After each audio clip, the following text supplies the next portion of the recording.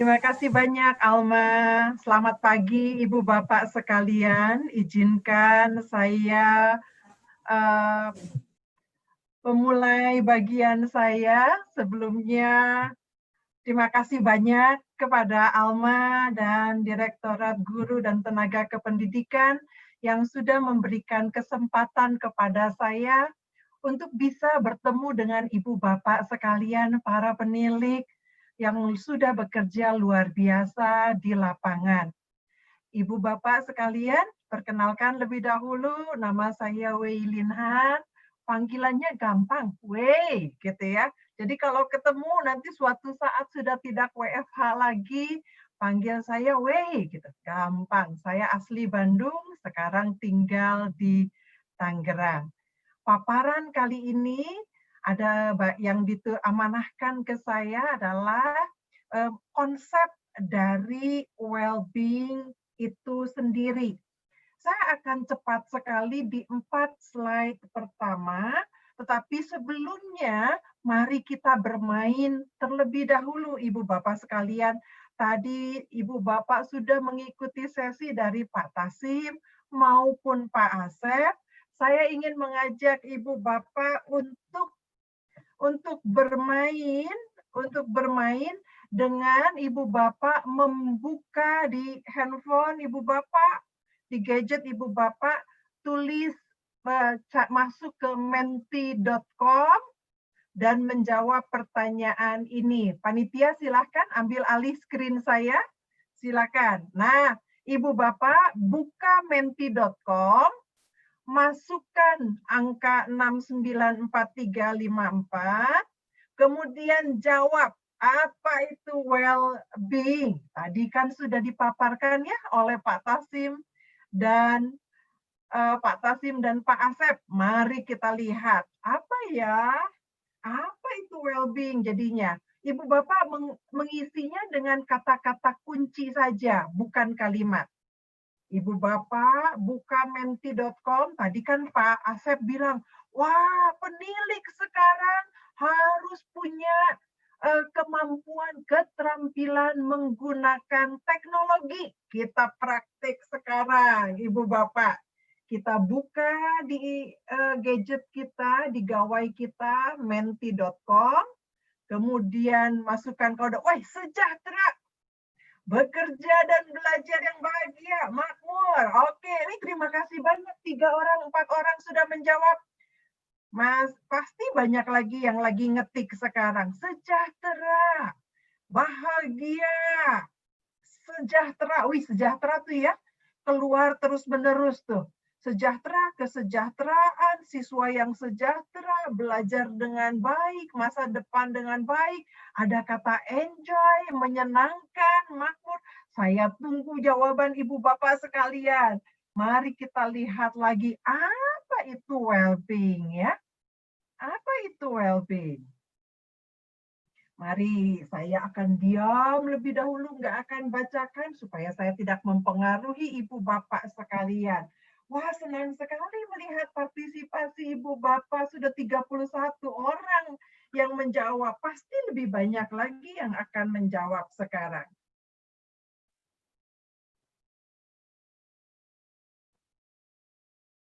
Saya tunggu sebentar lagi, saya hitung ya. Di dalam hati aja hitungnya lah.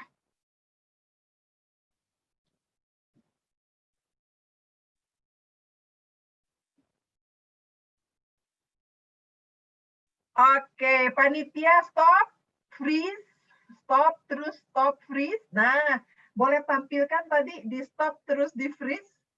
Tadi kelihatannya kata kuncinya ada di menyenangkan dan sejahtera ya.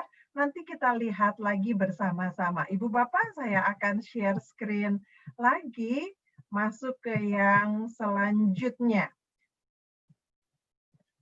Tadi Ibu Bapak sudah menjawab.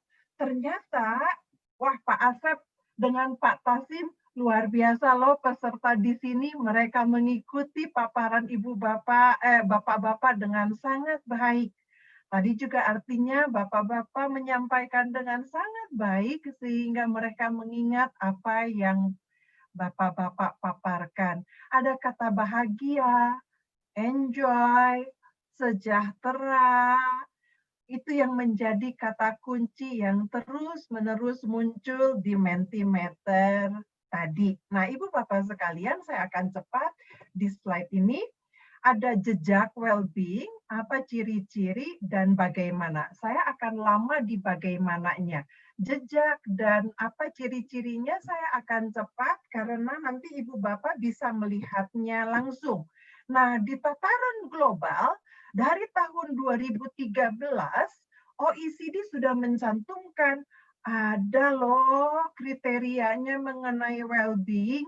Terus mungkin karena tiba-tiba kata-kata itu muncul 2014, jadi mungkin ada banyak yang nanya, jadi di 2014 muncul lagi, apa sih hidup yang well-being itu? Bahkan Ibu Bapak kalau melihat ditarik sampai ke 1820.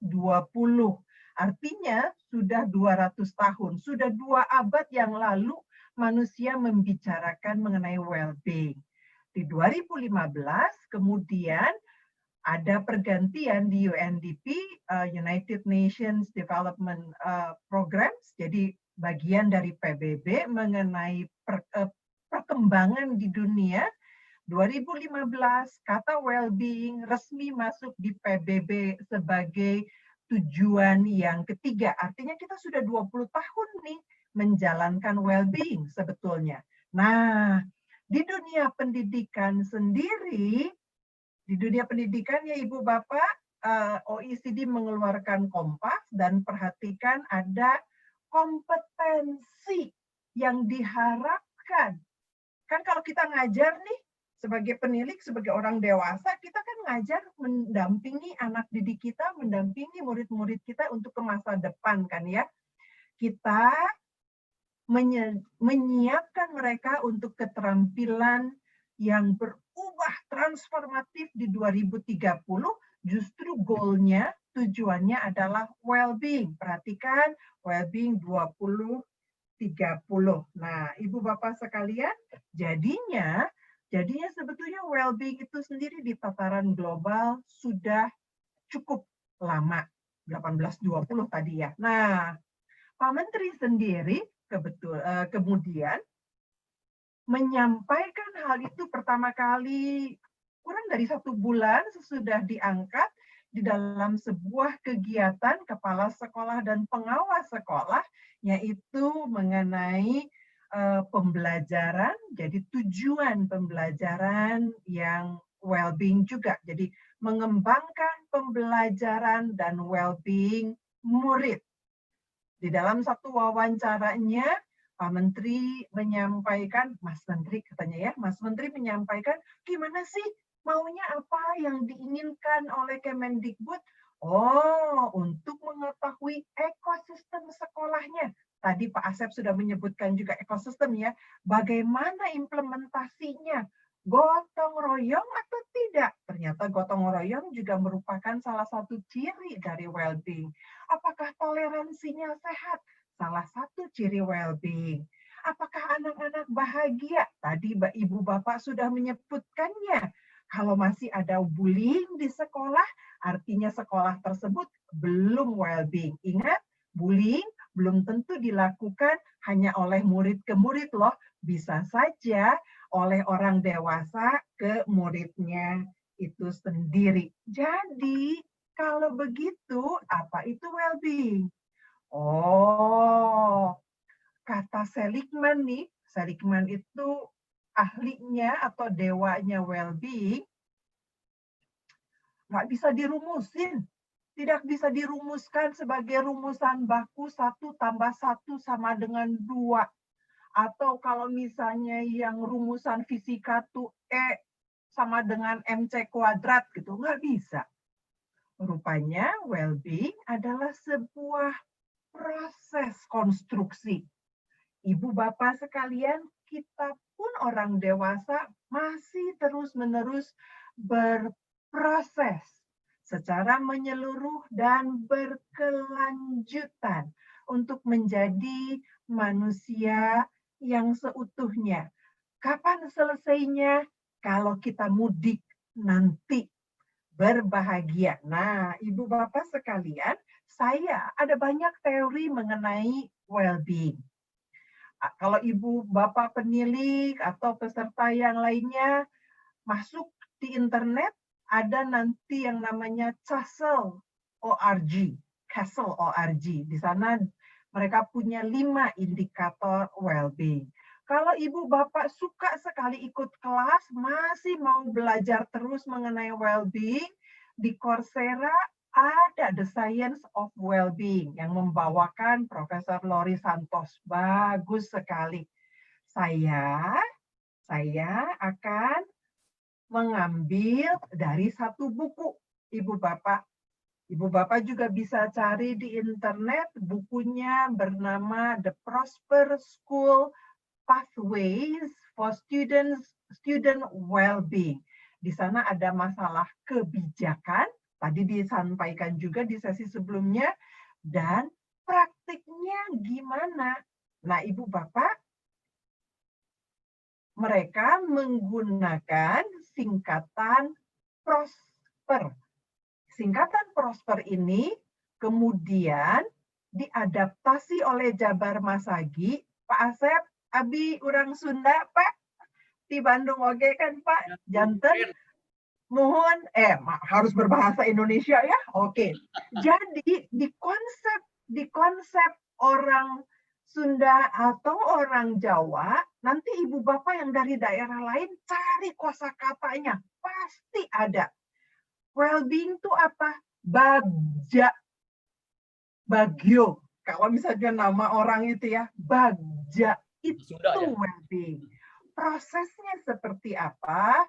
Ada outcome atau hasil yang berproses, andal, relasi. Nanti kita akan masuk lagi masing-masing ke 7 huruf ini, ya. Oke. Nah, yang pertama-tama hasil berproses. Foto-foto ini saya ambil dari justru bukan di sekolah formal ya Ibu Bapak, justru dari komunitas-komunitas di mana Ibu Bapak penilik ada semuanya. Ada sih dari PAUD juga dari TK ya. Hasil yang berproses, bukan sekedar ulangan, bukan sekedar ranking-rankingnya. Ketika Ibu Bapak sebagai penilik mendampingi orang-orang dewasa lainnya, maka Ibu Bapak akan mengajak para pendamping ini gitu ya untuk mengidentifikasi goal apa yang diharapkan dari si anak-anak kita ini. Ngajak ke anak-anak ini, kamu pengennya jadi apa? Kamu bayangkan hasilnya kamu bisa bakal jadi apa kalau kamu misalnya jadi pilot atau jadi pelukis terkenal. Kamu tantangannya apa kalau gitu tantangannya? Terus ajak juga, jadi bukan sekedar baperan saja selesai di masalah, tapi ajak juga murid-murid Anda, di kelompok Anda, di komunitas Anda, untuk berpikir gimana menyelesaikannya. Perhatikan yang didampingi adalah prosesnya.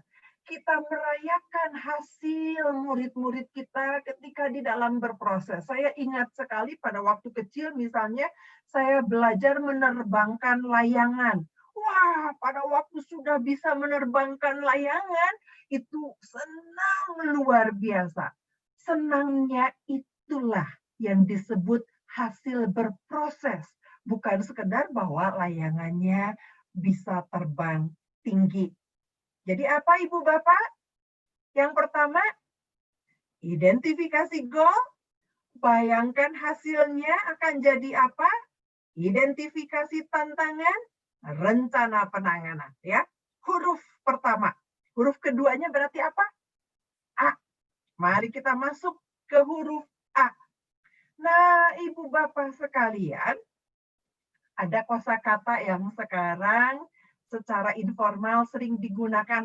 Dia mah cemen, baperan. Nah, Ibu Bapak kita orang dewasa menemani murid-murid kita justru sebaliknya untuk andal, berdaya lenting.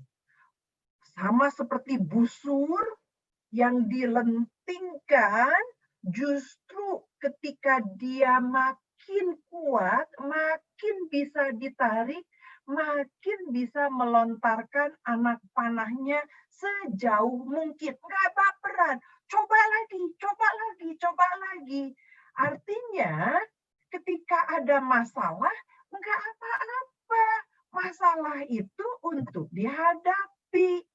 Kita menemani anak didik kita untuk berpengharapan dan optimis, menghadapi kekhawatiran dengan pemikiran-pemikiran yang logis. Dan yang penting nih, yang terakhir ini nih, kita menemani murid-murid kita, anak-anak kita untuk mengatur jarak dari emosi yang negatif. Kalau ada WhatsApp group yang isinya negatif terus, cuma isinya hoax terus, viralkan, sebarkan. Saya sih mendingan left group daripada saya kepengaruh emosi negatif. Ajarkan untuk berpengharapan dan optimis.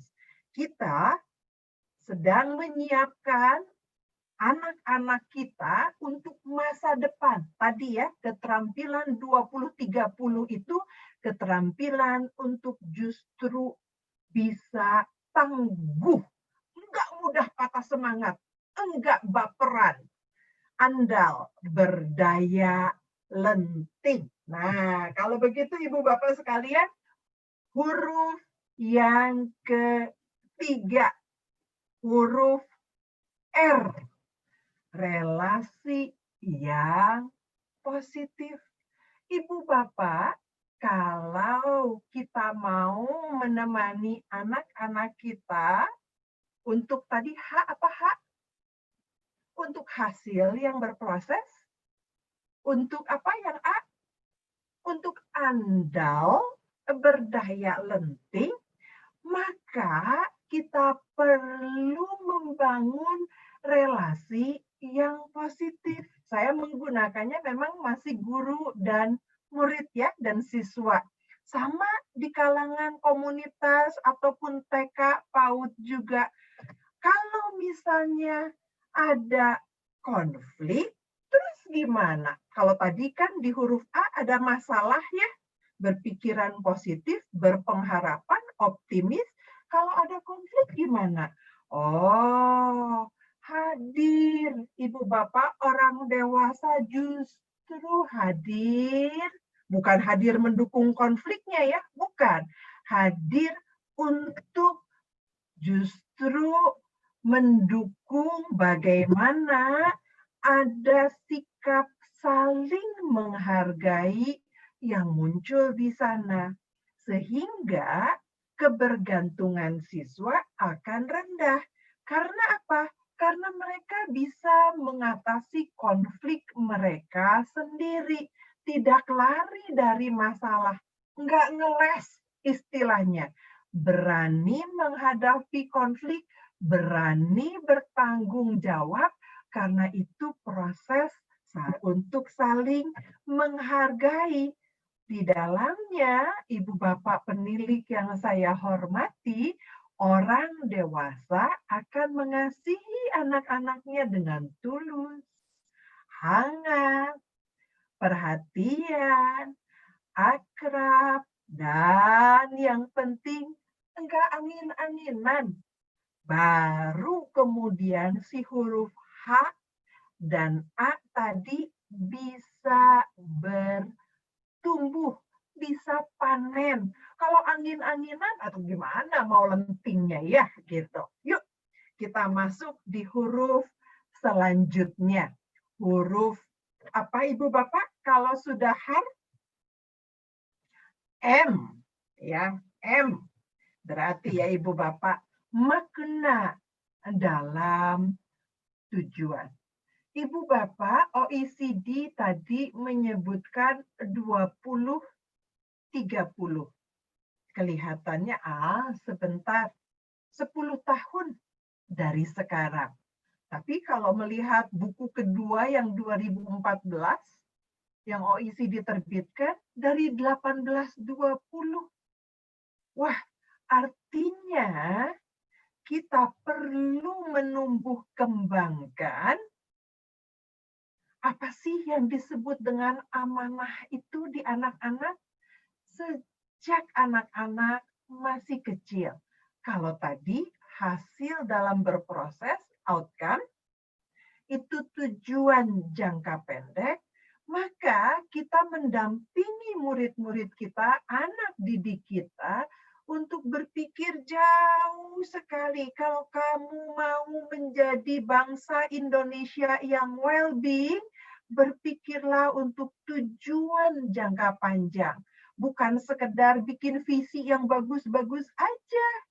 Terus buktikan tindakannya apa, komitmennya apa. Nah, Ibu Bapak, foto yang Ibu Bapak saksikan ini adalah sepasang orang tua yang mengajak anak-anaknya untuk memiliki makna dalam tujuan jangka panjang, tujuan hidupnya, yaitu berbagi untuk sesama, membangun empati.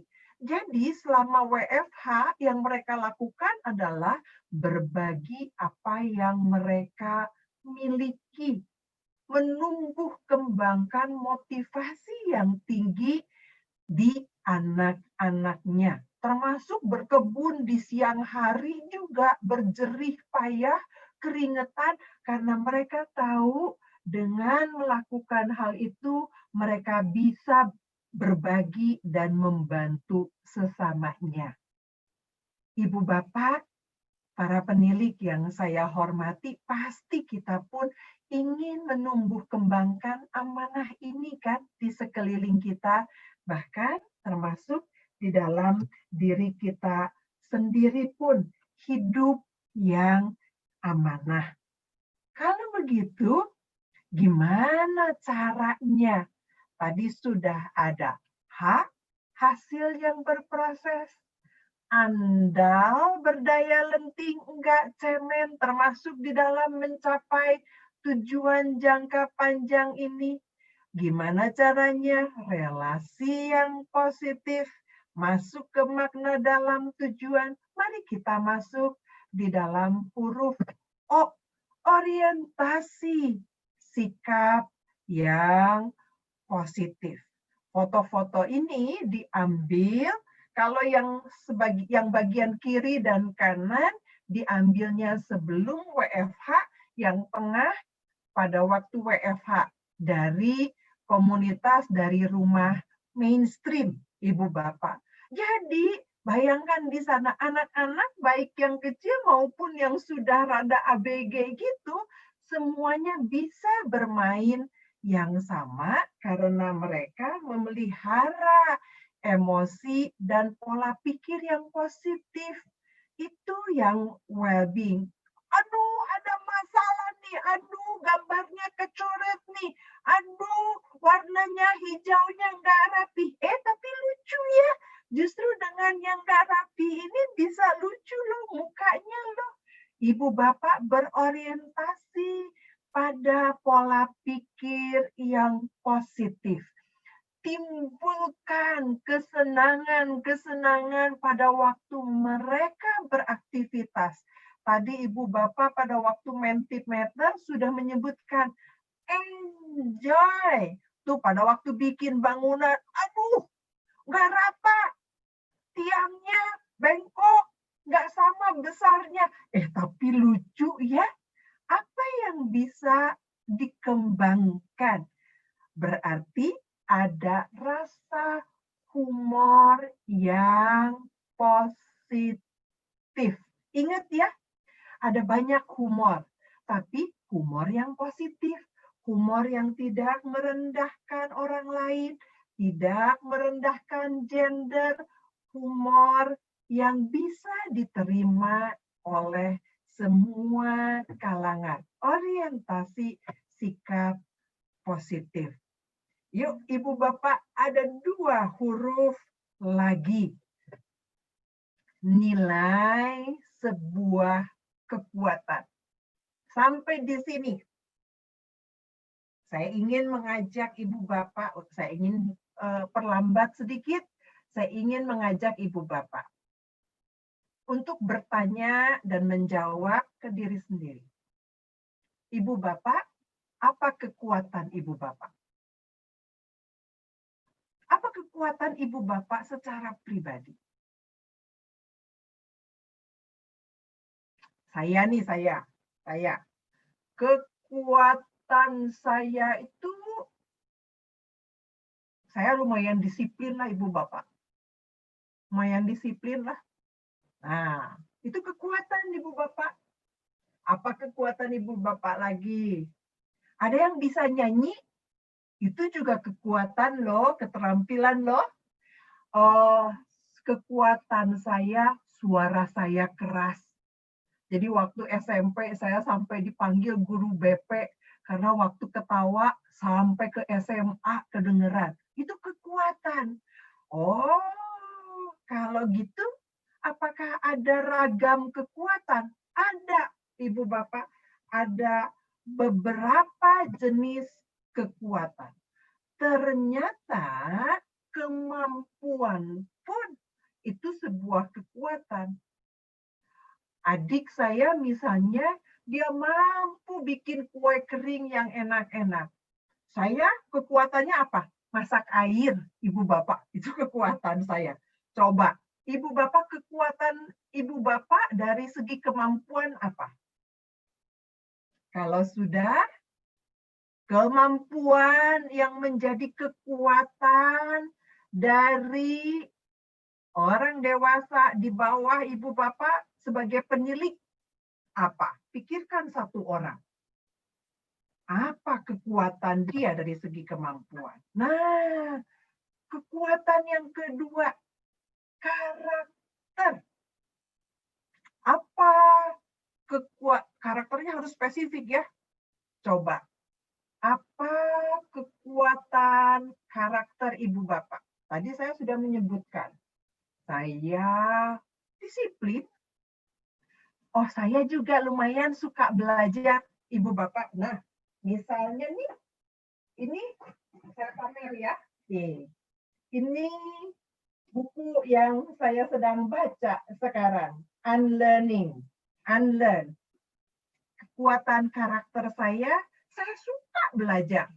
Coba apa kekuatan dari Ibu Bapak sekalian? Dari segi karakter. Pikirkan ya, saya akan lanjut. Ibu Bapak, ternyata ada satu kekuatan lagi yang kita mungkin nggak kepikir. Ternyata harga diri kita pun Ibu, mohon maaf, tinggal 2 menit lagi ya, Bu. Oke, aduh, langsung saja. Saya akan masuk ke yang terpenting nih. Nah, Ibu Bapak, kalau misalnya Ibu Bapak punya 4 yang di atas, maka Ibu Bapak kalau dikumpulkan, jadi gotong royong yang tadi, kolektif kekuatan bangsa kita sebagai bangsa yang well-being. Saya masuk ke huruf terakhir. Nah, Ibu Bapak, ternyata kalau untuk mencapai well-being, tidak bisa jagoan sendirian.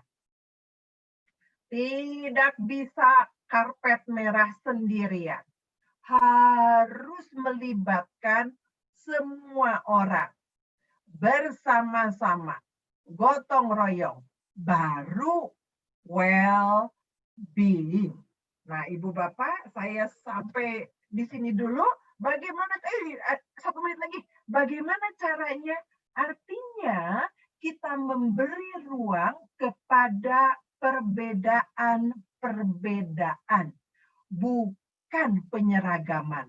Kita saling menghargai di dalam keberagaman kita, karena well-being itu baru bisa dicapai kalau semua menghargai keberbedaan itu.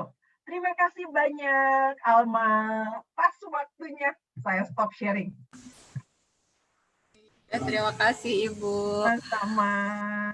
Baik, Bapak Ibu sekalian yang berbahagia, tadi sudah kita dengarkan paparan konsep tentang apa itu well-being dari mulai runutan awalnya sampai sekarang kenapa ada well-being di dunia pendidikan di Indonesia. Baik, untuk selanjutnya akan ada sesi pertanyaan, nanti akan disampaikan oleh Pak yang akan dipandu oleh Pak Paiman selaku moderator kita hari ini. Silahkan Pak Paiman.